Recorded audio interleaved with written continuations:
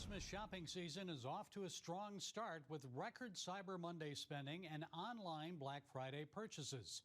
Will it be enough to jumpstart the economy going into 2024? Well, joining us is Dr. Alexander Salter, Associate Professor of Economics at the Rawls College of Business at Texas Tech University. And his latest book is Money and the Rule of Law. Dr. Salter, it's good to talk with you again. So many of the Black Friday and Cyber Monday purchases were made with buy now, pay later, that option.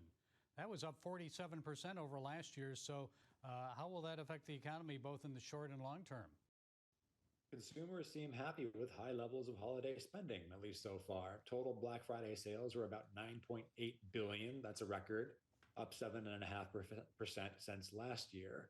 Now, I think that this is primarily a barometer of economic health. I don't really think that we should look at consumer spending, especially during a cyclical portion of the year like the holidays, as causing economic health. Instead, I think that it necessarily reflects consumers who think that they're in a good enough position to continue spending down their balances that they've accumulated over the past several years. There is a limit to that, so it can't go on forever, but at least for now, it seems that some analysts' worries about a dearth of spending going into the holiday season has not materialized. Yeah, well, of course, a lot of people went with that buy now, pay later. Also, credit card purchases for Christmas shopping because their pocketbooks are a bit stretched now because of inflation. And I saw a statistic that said the average American is now paying more than $119 for every $100 in purchases made 3 years ago. So what do you see happening with inflation? You're right that consumers are getting pinched by inflation, especially if you look at the categories of goods that are most purchased during the holiday season. Those goods have been rising in terms of prices at a rate of about 4.5% per year for the last 3 years. Now, that's against the general backdrop of overall inflation. Everything's getting more expensive. So it's understandable that consumers are turning increasingly to credit instruments to finance their purchases, although it's interesting that they're not using specific department store and or brand credit cards. They're going to more general purchasing methods. Again, I largely see this as consumers responding to the fact that their cash balances are perhaps not where they want them, so they're turning to credit instruments. That's not necessarily worrying, but again, you want to keep your eye on household balance sheets. You want to keep an eye on personal savings rates. Because at the end of the day, a spending splurge is only temporary. If you want long-run economic health generated by consumer confidence, you need consumer spending to be complemented with strong saving and investment behavior. And I'm not sure whether we're there yet. As long as we're wishing for Christmas gifts, I want a pony. Dr. Salter, what about the Fed? Will it keep raising interest rates or will they keep them where they are? Any chance of them lowering them? Most analysts expect one more rate hike coming up. 5.5% to 7.5% is the expected federal funds rate range for the end of the year.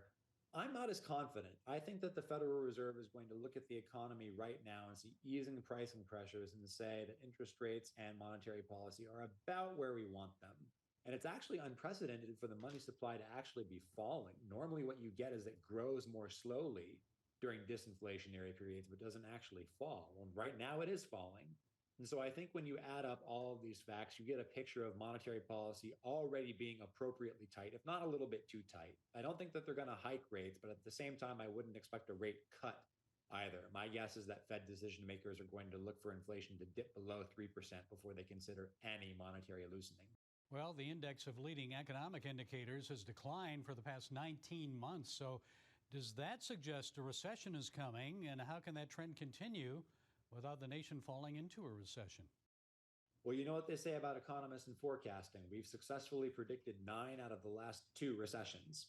Everybody's been thinking about a recession coming around the corner. And for a time, I was worried about one as well. And yet it never quite seems to materialize. The economy is teetering on the edge. It's not super strong, but neither is it deathly sick.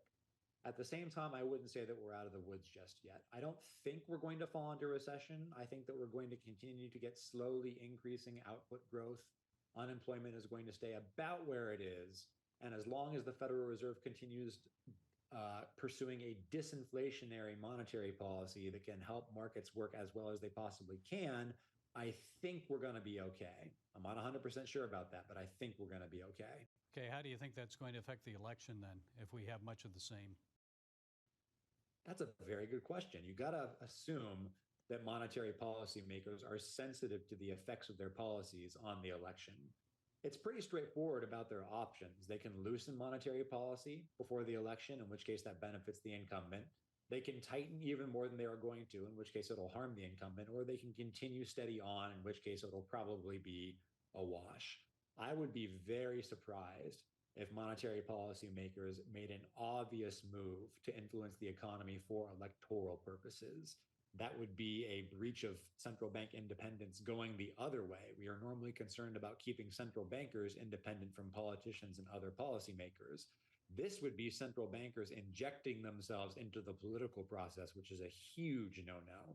You would have to seriously question whether the Federal Reserve could continue to exist as constituted if they did something so short-sighted and anti-democratic as that. Okay, we'll see what happens here. We always appreciate you, Dr. Alexander Salter, Associate Professor of Economics at Texas Tech. Thank you so much, and hope you get that pony for Christmas. Me too. My pleasure. Thanks for having me. God bless.